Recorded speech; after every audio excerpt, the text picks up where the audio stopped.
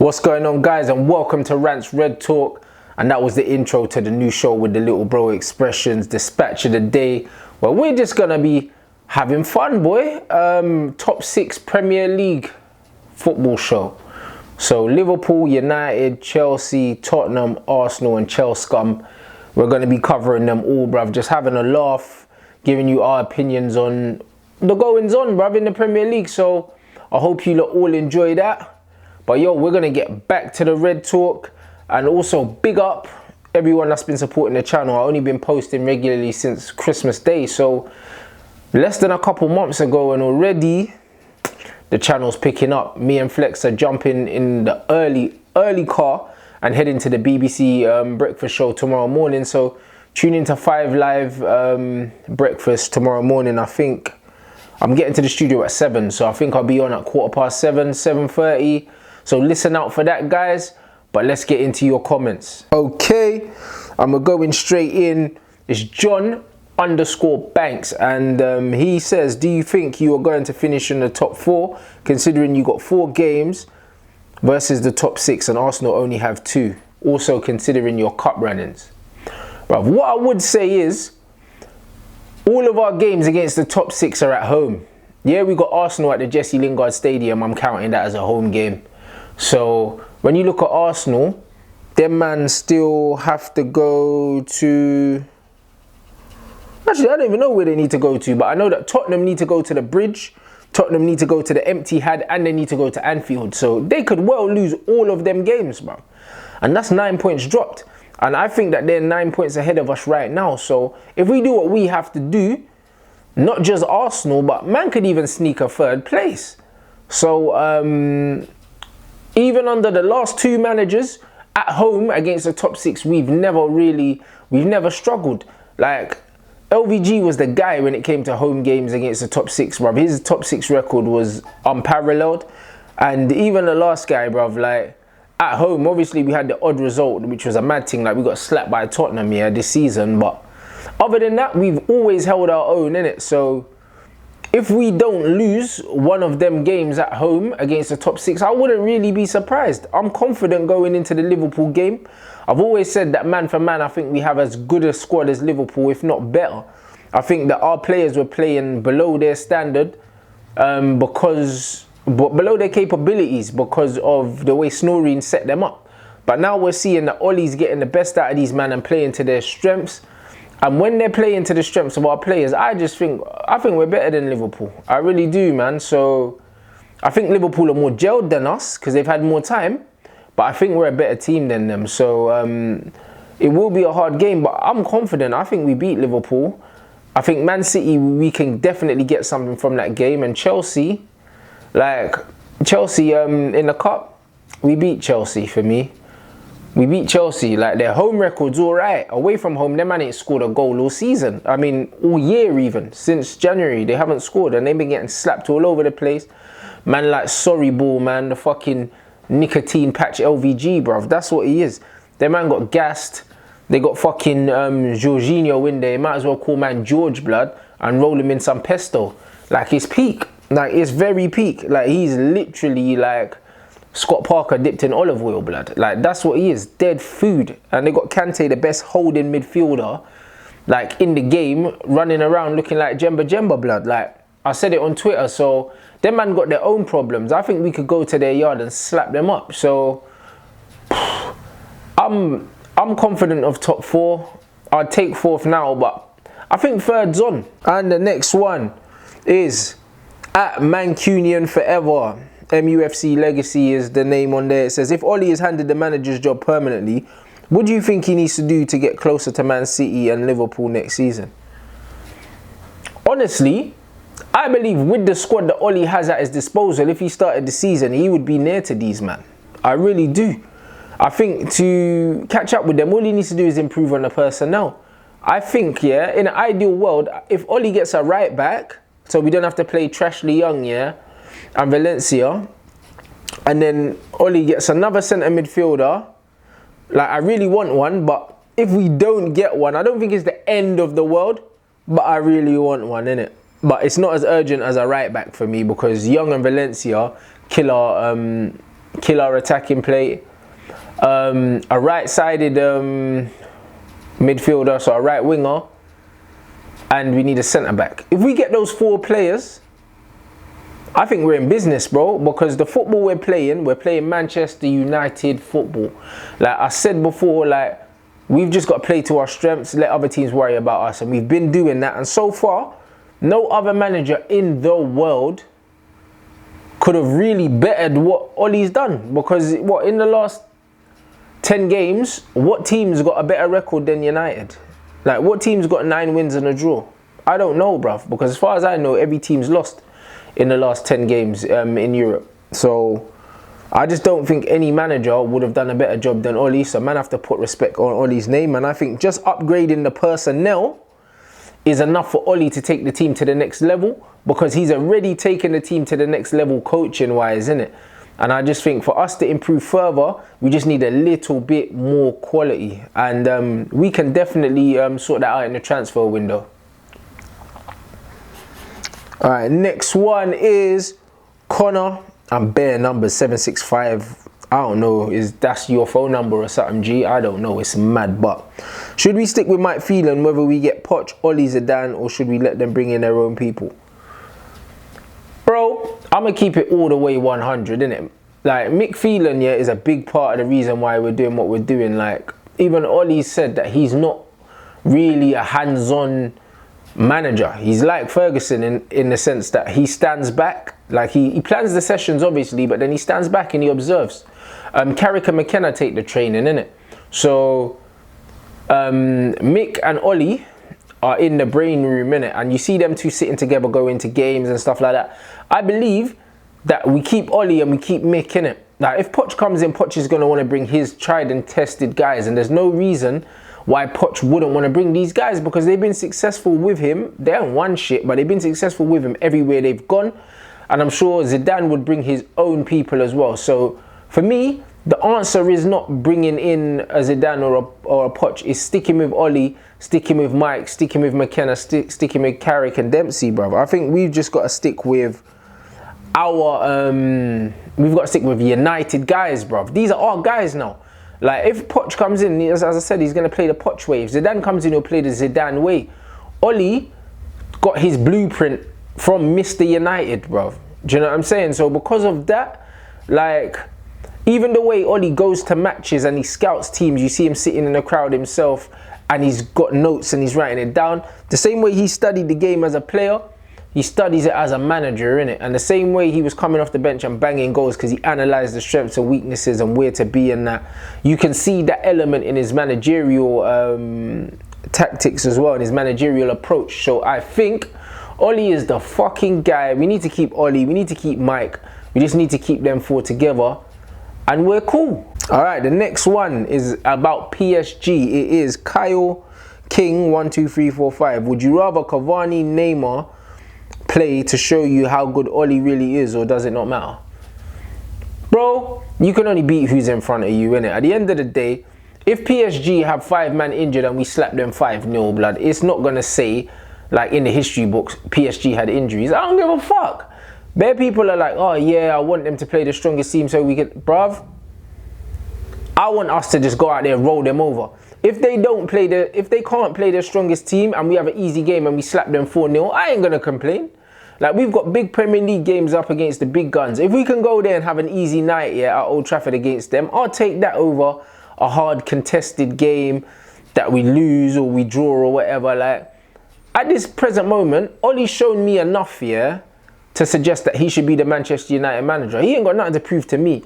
We could lose against PSG, fucking Chelsea, Man City and Liverpool, bruv. Like, he would have still lost less games than Maureen, blood. You know what I mean? So he hasn't got anything to prove to me. I know he's the guy just from the football he's trying to play, his attitude, everything, the way he addresses the press. He's shown he's a Manchester United manager.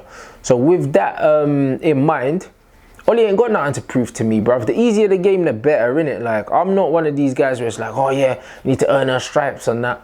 Our players are tired, bruv.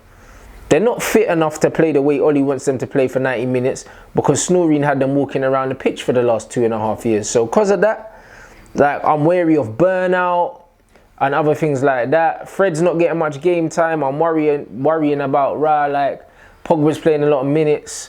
The Victor's playing a lot of minutes. I'm glad Victor got a rest the other day. Rashford played a lot of minutes. So honestly, bruv, the easier the game against PSG, the better, bruv. I'm not on this, oh yeah, but we beat PSG with their strongest team. Who gives a fuck, bruv? Alright, next up is from @SHUZE_ and @JHubs_. How would you rank each United manager's performance since Sir Alex Ferguson from the best to the worst? And if you had to choose one of those three after Sir Alex Ferguson's departure, knowing what you know now, who would you go for? That's a good question, bro. That's a good question. I would say, put it this way, yeah, obviously David Moyes was the worst.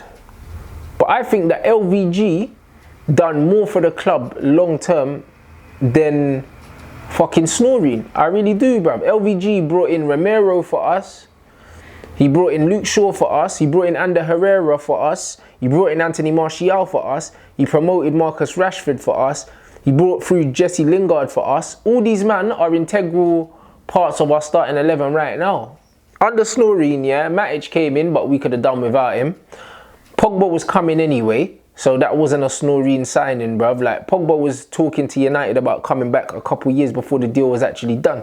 So Pogba would have come back anyway. Like, there was a big commercial pull as to bringing Pogba back. So Woodward was already on that, innit? So when I think, like, for the future, like the young talent and the nurturing that LVG brought through, and yeah, bruv, I just think that LVG just done more for the club, bruv. I feel like Snoring gave Fellaini a new deal. Like, do you know what I mean? He kept Ashley Young in the fucking team. All these dead guys, bruv, like, he just kept them. We thought Darmian was going to leave all through the summer, this, that and the other. Then he stayed twice. Like, literally, a lot of the decisions and the kind of players we were linked with and that, he was negative. Like, he almost ruined the whole... Well, he did. He fucked up the whole environment and created a toxic environment and a club. And yeah, he won 2 trophies. LVG only won 1. But the Europa League's a tin pot trophy, blood. The only reason why I was happy we won it is because 1, we got into Champions League, and 2, we hadn't won it before. So it was just us saying, oh yeah, like, we've completed the set. But honestly, we didn't play no one, innit? We played Ajax's fucking kids in the final. Like, we didn't have a decent test in that cup run. So again, no one's going to remember that. You see, the same way I said, it don't matter what PSG we play as long as we beat them. It's the same.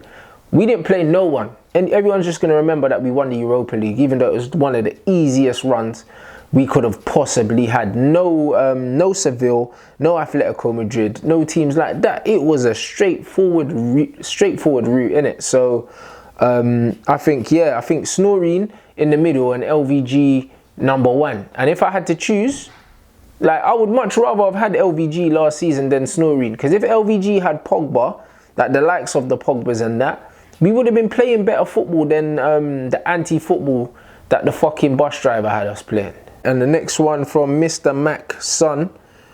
Do you think getting further in the Champions League and FA Cup will harm our chances of making the top 4 as we don't have many players on form outside the starting 11?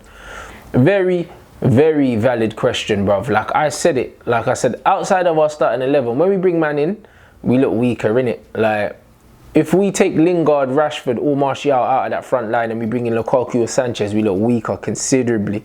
If we take Pogba out of that midfield, we look weaker considerably. Like, I'd argue if we take Ander Herrera out, we look weaker considerably. I haven't seen Matic out that midfield, but I'm sure... I don't know. I'd quite like to see Fred in there because I believe he moves the ball better than Matic. But honestly, like if we take Lindelof out, we do look weaker. Like if we take Luke Shaw out, as much as I don't like him, yeah, like who plays there, bruv? We could play Ashley Young at left back, which is fine, but then who plays at right back? Valencia?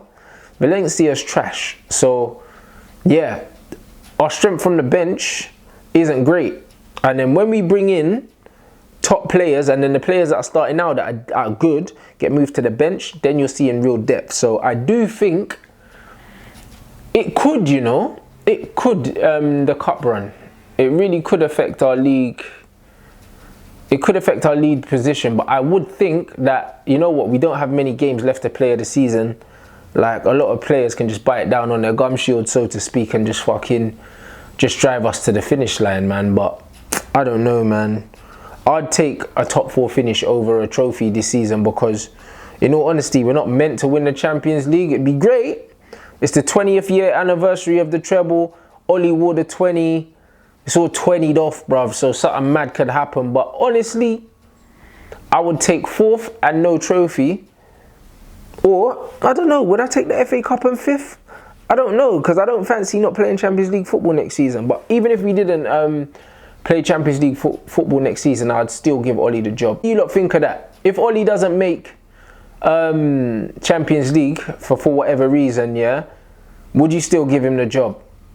Fuck it, even if he doesn't win a trophy and he finishes 5th and maybe he's a point outside the top 4, do you still give Ollie the job? Because for me, my mind's made up on Ollie. Based on Chelsea and City game, how do you think we should set up against Chelsea, and what do you think their weaknesses? Bruv, I think their weaknesses are everything right now, blood. Do you know what I mean? Like, their man got slapped 6 with no reply, blood. Do you know what I'm saying? Like, even back in the day when City slapped us 6-1, at least we scored in that. Chelsea got slapped 6-0, and they just signed a striker in January, so it's like, them man are dying all over the pitch, man. Them man have got nothing at the back, bruv. Skin fade FC, man. It's mad. So, I just think that if we play on the counter, because Chelsea like to have a lot of possession anyway, if we play the way we played against Arsenal, where we contain them and hit them on a break, I see plenty of goals in there, bruv. I think we could spin these, man. Guys, and that was your Rants Red Talk. Make sure you let me know in the comment section what you think about all the topics covered, man. How would you set up for the Chelsea game? Do you think that are you confident of getting top 4 with the run of fixtures? To be honest, I know we've got a tough run coming up, but I don't dwell on fixtures because, as you've seen, yeah, like out of all the games we played, who would have thought Burnley would have been the game that we dropped points? Like, who would have really thought that? So, like, just because it looks hard on paper, that doesn't mean that it's going to be as hard as you anticipate. As just because it looks easy or good on paper, that doesn't mean it's going to be a walk in the park. Should we stick with Mike Phelan regardless? I think so, but I don't think it's fair. I just don't even think it's fair to expect another manager to come in and inherit your staff, bro. So I think it's a great question because it highlights how good Mike Phelan is, but he has to stay with Ollie. What do you lot think, yeah, if Ollie stayed and Mike went? I think it's a fuckeries personally, bruv. Like, that's the package that we got, and that's the package I want going into next season. Name your 3 Manchester United managers post Sir Alex Ferguson in importance. It's completely up to you, bruv. Some of you madman might think that David Moyes done the best job. I don't even know, blood. You had the man watching videos of Phil Jagielka, bruv. Nemanja Vidic, are you fucking smoking the hash, blood? Fucking hell, blood. David Moyes. Oh, I heard a man call Pochettino the Argentinian David Moyes. I nearly fucking died as well, blood, when man said that trophies are for egos. Mad! So yeah, bruv, let me know. And also, how many points do you think we're going to come away with after the Liverpool, City and Arsenal games in the Premier League? There's plenty of questions in there for you guys. Plenty of comments for you to leave below. Obviously, it's been emotional. Make sure you keep it super interactive. I appreciate your interaction. As you can see under the videos, I get down there and I reply to you guys. I've had a few back and forths with a few guys and it's all love. Make sure you like the vid. Should have liked that already. Make sure you sub and make sure you follow the socials at Rants and Bants on Instagram and Twitter. And yo, make sure you tune into the BBC tomorrow morning. And me and Flex got, boy, I can't even tell you. But on Thursday, we're going to be filming something special. So I'm going to let you lot know on the socials what it is. So make sure you tune in for that. Peace.